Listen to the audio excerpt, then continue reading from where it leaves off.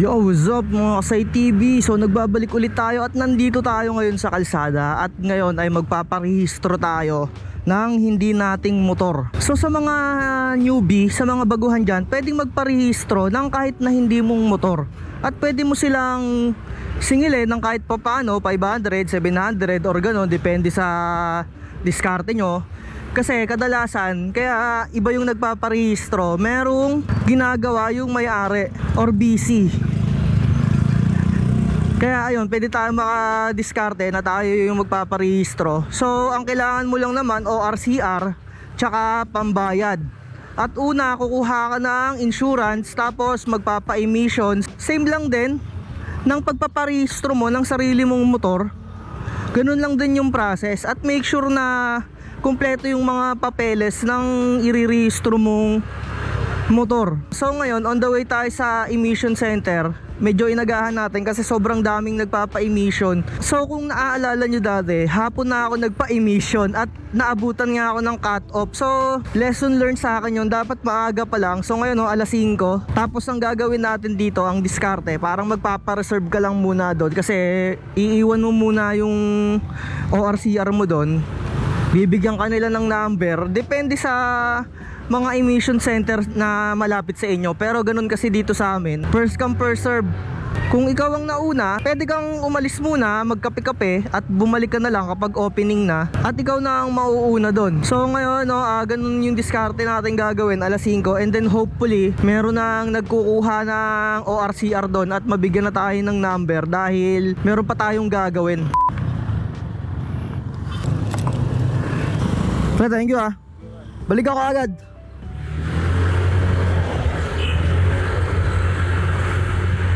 So what's up mga katropa? So nagpaiwan lang tayo ng ating ORCR doon.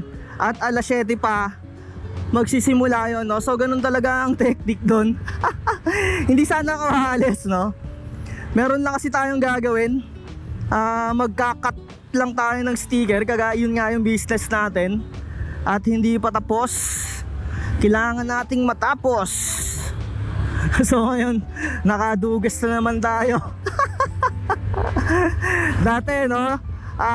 Dumating ako dyan, mga tipong alas 7 na or 6:30.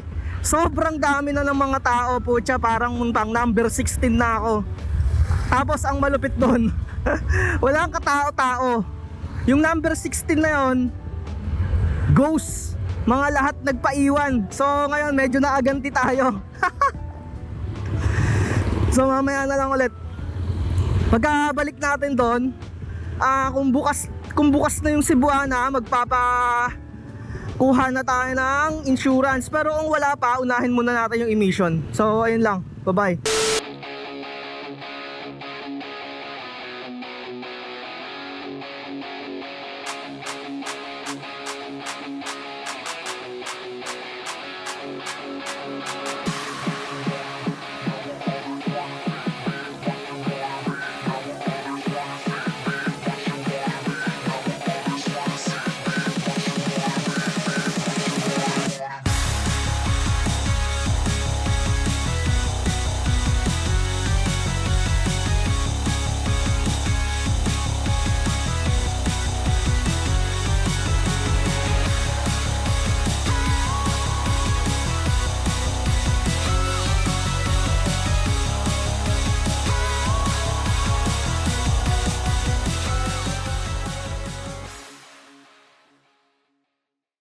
Halos 7:30 na nga ako nakabalik papunta dun sa ating emission testing at ang dami na ngang nakapila dito at check ko muna kung nandito pa yung papel ko or inalis na, and good thing nandito, parang pang 5 or pang 4 din ako. Ayan na, eto na, tinawag na tayo. Magbabayad lang kayo dyan, depende sa emission testing ninyo kung magkano dyan sa location ninyo. Pero dito sa amin parang around mga 400 ata, hindi ko na masyado ma-recall. At dun na rin ako kumuha ng pinaka-insurance dahil sarado pa yung Cebuana. Almost 1K nga lang yung nagastos natin. At to tell you mga tropa hindi natin motor yung pinaparehistro natin dito. Kung magpaparehistro kayo ng hindi nyo motor, sundan nyo lang yung guide natin na to. Ganito lang naman talaga siya kadali. At syempre pupunta na tayo tayo dito sa LTO at dala na natin yung papeles na galing dun sa emission tester at kasama yung insurance na inavail natin para sa motor. At eto, magbabayad lang tayo dito ng 20 pesos. Eto ay kusang loob nyo lang ibibigay dun sa mag-i-stencil dun sa inyong mga motor. Nasa sa inyo kung ayaw nyong bigyan or kung gusto nyo, depende na sa inyo yan. At kapag tapos na nung stencil, i-check na yung pinaka-motor ninyo. Usually, hindi na nagtitest dito sa LTO na pinupuntahan ko. Pero kung medyo mahigpit dyan sa kung saan kayo magpaparehistro na LTO, i-check talaga lahat. Brake light, yung inyong mga ilaw, yung mga preno, or kung ano pa man yung mga binago ninyo or minodified ninyo dyan sa inyong mga motor. Kasi minsan may mga pinapatanggal sila kapag bawal. So kapag merong modified yung inyong mga motor na hindi pwede dun sa inyong pinagpaparehistrohan, siguro lumipat kayo ng ibang LTO. Kasi parang iba-iba yung mga patakaran yung mga lintik na yun eh. Minsan nga hindi na ako chinecheck dito eh, no? Talagang rekta-rekta, may time talaga na ganon. Pagkatapos natin magpa-stencil, antayin nyo lang na ibalik sa inyo yung inyong mga documents para ipapasa na natin yan dun sa pinakaloob na LTO at magbabayad lang tayo doon ng penalty at yung registration. Eto, inabot lang tayo ng parang 800 ata dito. 2 years siyang delayed ng rehistro. At mabilis lang din naman natin makukuha tong pinaka-rehistro natin dahil konti lang yung tao. Timingan nyo lang na kapag pupunta kayo ng LTO, Tuesday o kaya Thursday. Ayan yung usual na konti lang talaga yung taong pumupunta dyan. 692.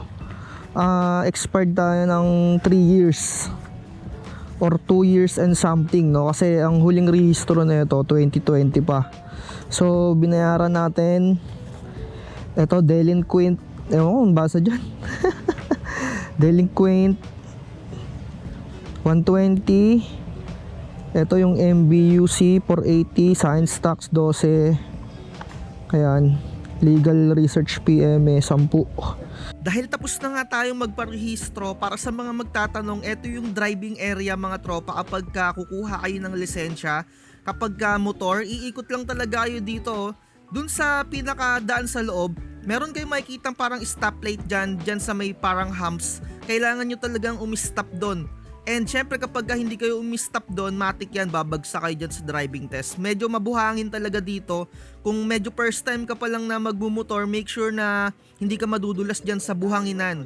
And napakadali lang naman talaga ng driving test dito sa may LTO San Pedro.